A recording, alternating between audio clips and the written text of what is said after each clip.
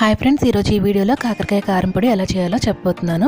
First stove వెలిగించుకొని కడాయి పెట్టుకుని 1 table spoon శనగపప్పు వేసి కొద్దిగా ఫ్రై అయిన తర్వాత 1 టేబుల్ స్పూన్ ధనియాలు, 1 టీ స్పూన్ జీలకర్ర వేసి ఫ్రై చేసుకొని ఒక ప్లేట్లో తీసి చల్లార్చుకోవాలి. ఇప్పుడు డీప్ ఫ్రైకి సరిపడా ఆయిల్ పెట్టుకొని 1/2 కేజీ సన్నగా కట్ చేసిన కాకరకాయ ముక్కలు వేసి క్రిస్పీగా అయ్యేంత వరకు ఫ్రై చేసి ఒక ప్లేట్లోకి తీసి చల్లార్చుకోవాలి.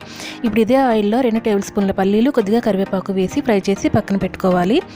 ఇప్పుడు ఒక మిక్సీ జార్లోకి వేయించుకున్న పప్పులు, 2 టేబుల్ స్పూన్ల కారం, రుచికి సరిపడా ఉప్పు, ఒక 7-8 వెల్లుల్లి రెబ్బలు వేసి కోర్స్గా గ్రైండ్ చేసుకోవాలి.